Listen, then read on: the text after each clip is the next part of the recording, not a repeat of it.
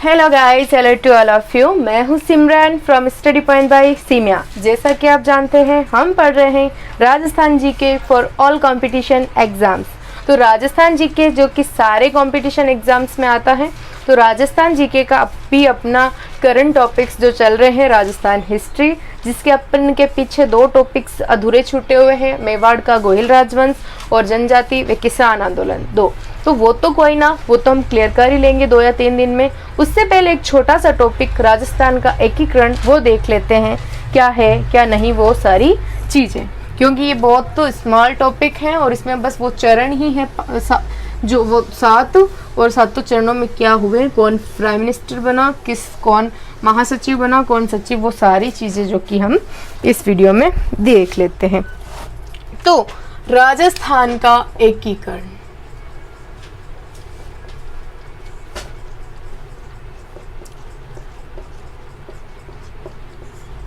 राजस्थान का एकीकरण। तो राजस्थान का नाम कैसे, किस किसने दिया, वो सारी चीज़ें हमने उसमें देख ली थी, जिसमें हमने पढ़ा कि राजस्थान की स्थिति, विस्तार और राजस्थान का नामकरण, वो सारी चीज़ें आप सभी ने बताई हुई हैं। अब बात आती है कि जो क्या है, भारत में 7वीं से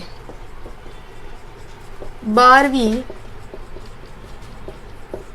शताब्दी तक, कौन सी 7वीं से 12वीं शताब्दी तक राज्यों के जितने भी विकास हुए हैं, उनमें सर्वाधिक राज्यों के विकास में सर्वाधिक विकास राजस्थान का हुआ। सबसे ज्यादा यदि किसी राज्य का विकास हुआ तो वो है अपना स्टेट राजस्थान। ये आ गया। अब हम इसके अंदर की ओर चलते हैं, पढ़ते हैं क्या हुआ क्या नहीं, वो सारी चीजें, एकीकरण किस प्रकार, वो हम इस वीडियो में देखेंगे। तो जैसे कि आपको पता है, पिछले वीडियो में भी मैंने आपको बता दिया, एक बार फिर बता देती हूँ। राजपूताना नाम, क्या राजपूताना नाम 1800 ईस्वी, किसने, जॉर्ज थॉमस। और फिर बात आती है राजस्थान नाम किसने दिया, तो वो है कर्नल जेम्स टॉड। क्या, राजस्थान नाम।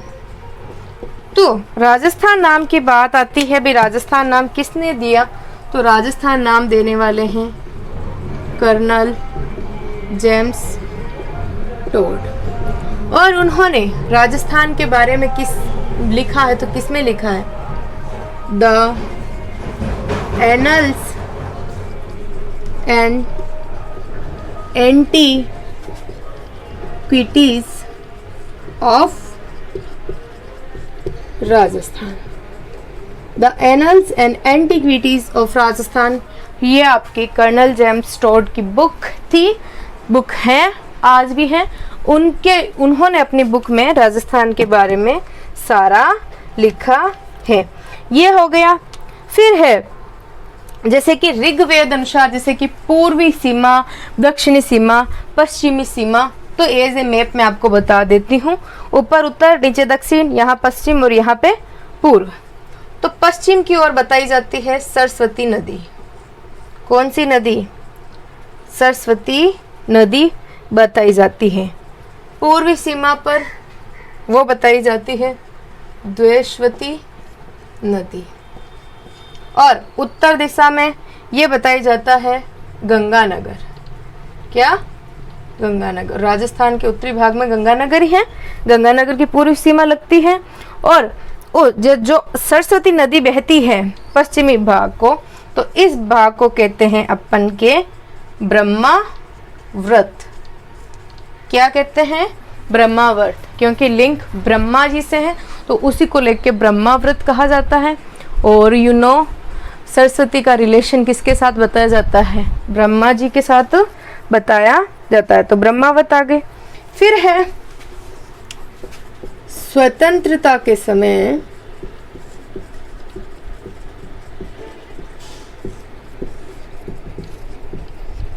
कितनी रियासतें थी? 19 रियासतें थी, 3 ठिकाने। ठिकाने कितने थे? 3, तथा 1 केंद्र शासित प्रदेश। अब बात आती है कि वो कौन सा केंद्र शासित प्रदेश था, तो वो था अजमेर मेरवाड़ा क्षेत्र।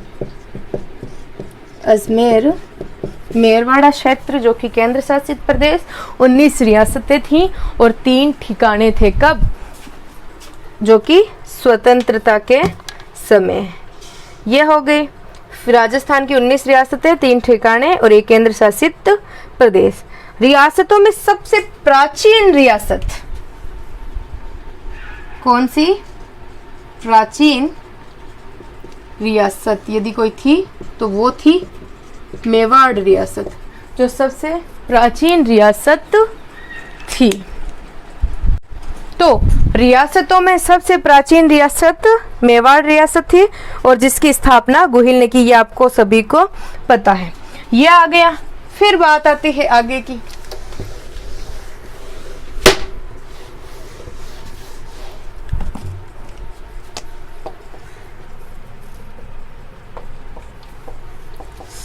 सबसे प्राचीन रियासत कौन सी? मेवाड़ रियासत। ये सॉल्व हो गया। फिर बात आती है क्षेत्रफल की दृष्टि से सबसे बड़ी, तो वो तो आएगी जोधपुर। और क्षेत्रफल की दृष्टि से सबसे छोटी, तो वो आएगी शाहपुरा। तो 19 रियासतों में 3 में से सबसे प्राचीन, सबसे बड़ी और सबसे छोटी। 3 का तो अभी पता चल गया भाई 3 कौन कौन सी रियासतें थी। फिर है कि रियासतों की समस्या निदान हेतु रियासती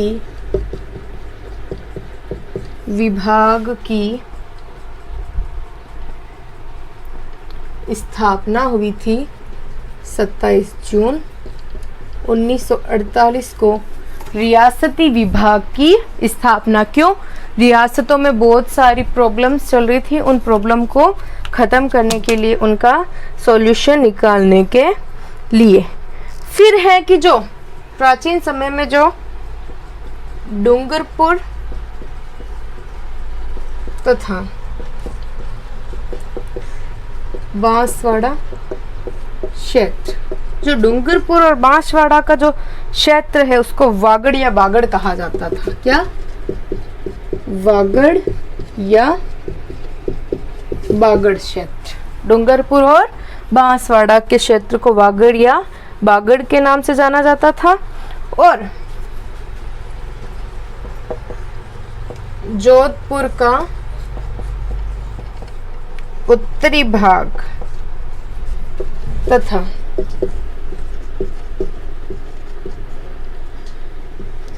वर्तमान बीकानेर को जांगल क्षेत्र कहा जाता था। यानी कि जोधपुर का तो उत्तरी भाग और बीकानेर का जो क्षेत्र है वो क्या कहलाता था? जांगल। और डूंगरपुर बांसवाड़ा का क्षेत्र क्या कहलाता था? वागड़ या बांगड़ क्षेत्र कहलाता था। फिर बात आती है झालावाड़ तथा टोंक क्षेत्र, इसको क्या बोलते थे? मालव प्रदेश। क्या? मालव प्रदेश कहा जाता था झालावाड़ और टोंक के क्षेत्र को। हाँ, तो सबसे प्राचीन रियासत मेवाड़, क्षेत्रफल की दृष्टि से बड़ी जोधपुर, छोटी शाहपुरा, और रियासतों की समस्या के निदान हेतु रियासती विभाग 27 जून 1948 को बनाया गया। फिर डूंगरपुर और बांसवाड़ा के क्षेत्र को क्या कहा गया? बांगड़ या वागड़ क्षेत्र। और जोधपुर का जो उत्तरी भाग और बीकानेर का जो क्षेत्र है उसको कहा गया आपके जांगल प्रदेश, और झालावाड़ और टोंक को क्षेत्र को कहा गया आपके मालव प्रदेश। तो इस टाइप से जैसे कि यू नो दैट टू कि ये जो राजस्थान स्टेट है, या राजपूतों की सत्ता थी पहले, उच्च वर्ग की, तो ये जो मतलब क्षेत्र है वो राजपूताना ही नाम पड़ गया। उसके बाद में कर्नल जेम्स टोड ने राजस्थान रखा।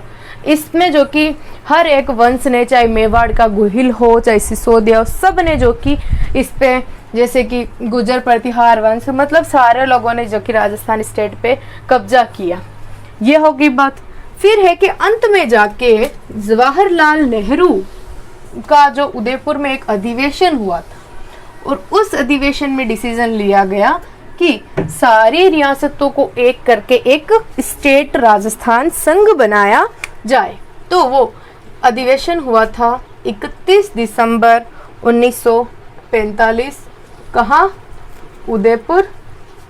और जवाहरलाल नेहरू की अध्यक्षता में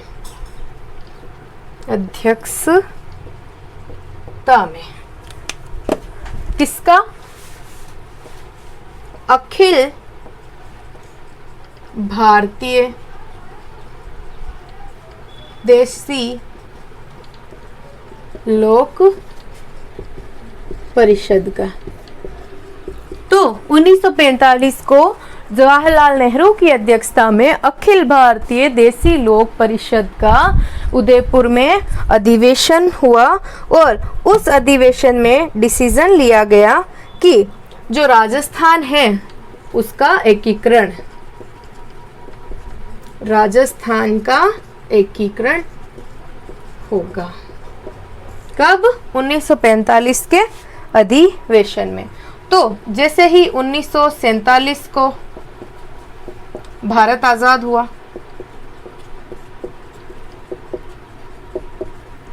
तो बाकी सारी रियासतें तो चाहती थी कि संघ, राजस्थान संघ में मिले हम, लेकिन डूंगरपुर, अलवर और भरतपुर और जोधपुर, ये क्या रहना चाहती थी? स्वतंत्र रहना चाहती थी। ये कहती, जैसे कि आज़ाद हो गए 1947 के बाद डिसीजन लिए गए थे ना कि कौन इंडिया में रहेगा, कौन पाकिस्तान में। तो इन्होंने ये डिसीजन लिया कि हम ना तो इंडिया में रहेंगे और ना ही पाकिस्तान में, यानी कि ना हम इंडिया की सत्ता को स्वीकार करेंगे ना पाकिस्तान। हम अपना एक स्वतंत्र ही रियासतें बनाए रखेंगे, हम स्वतंत्र ही रहेंगे, किसी भी संघ या फिर किसी भी राज्य या फिर किसी भी देश में विलय नहीं होंगे। लेकिन अंत में क्या हुआ? उदयपुर महाराजा भोपाल सिंह वे बीकानेर के शार्दुल सिंह की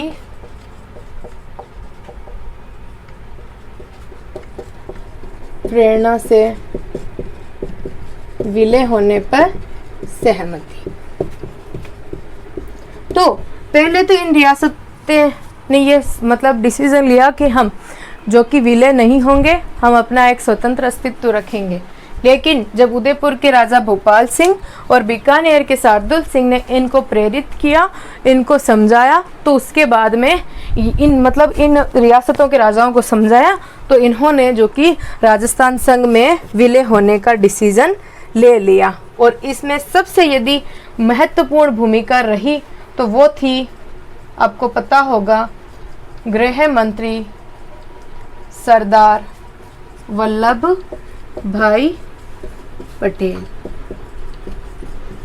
लौह पुरुष, आयरन मैन ऑफ इंडिया के नाम से जो प्रसिद्ध है, उन्होंने उनकी सूझबूझ, उनकी दूरदर्शिता के चलते और इन लोगों के समझाने के आधार पर इन रियासतों ने राजस्थान में विलय होने का डिसीजन ले लिया और राजस्थान में विलय हो गए।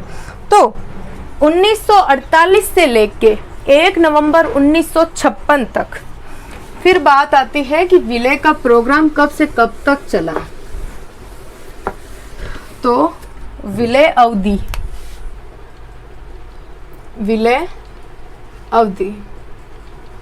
तो विलय अवधि थी 1948 से 1 नवंबर 1956 तक। कितने चरणों में? 7 चरणों में। तो अब हम सारे 7 चरणों के बारे में एक एक के बारे में देखेंगे, लेकिन उन सारी 19 रियासतें कौन कौन सी थी वो आपको हम बता देते हैं। पहले सबसे पहली आ गई अलवर, फिर आ गई धौलपुर, फिर आ गई करौली, फिर आ गई भरतपुर, फिर कोटा और फिर बूंदी, फिर झालावाड़, फिर टोंक, फिर किशनगढ़, फिर शाहपुरा। 10 हो गई। अब पीछे बची 9, प्रतापगढ़, 12 बांसवाड़ा, 13 डूंगरपुर और आपके 14 जयपुर, 15 जोधपुर, 16 बीकानेर और अब आती है 17वीं जैसलमेर, 18वीं उदयपुर या फिर मेवाड़ और 19वीं थी आपके सिरोही। ये थी 19 रियासतें। तो विलय अवधि 1948 से 1 नवंबर 1956 तक 7 चरणों में। और रियासतें कौन कौन सी थी? अलवर, धौलपुर, करौली, भरतपुर, कोटा, बूंदी, झालावाड़, टोंक, किशनगढ़, शाहपुरा, प्रतापगढ़, बांसवाड़ा, डूंगरपुर, जयपुर, जोधपुर, बीकानेर, जैसलमेर, उदयपुर और सिरोही। ये थी 19 रियासतें और किस तरीके से विलय की समीकरण बनी। अब हम पढ़ते हैं राजस्थान एकीकरण के 7 चरण। नेक्स्ट वीडियो से स्टार्ट करते हैं, उसमें हम एक स्टेप बाय स्टेप 7 चरणों के बारे में पढ़ते हैं। तो 2 और वीडियो बनाते हैं जिसमें राजस्थान के एकीकरण के 7 चरण आ जाए। तो नेक्स्ट वीडियो में स्टार्ट करते हैं राजस्थान एकीकरण का प्रथम चरण। आई होप आपको ये समझ आ रहा होगा और एग्जाम में सपोर्ट करेगा। Thank you so much. जय हिंद, जय भारत, जय राजस्थान, खम्मा गणी।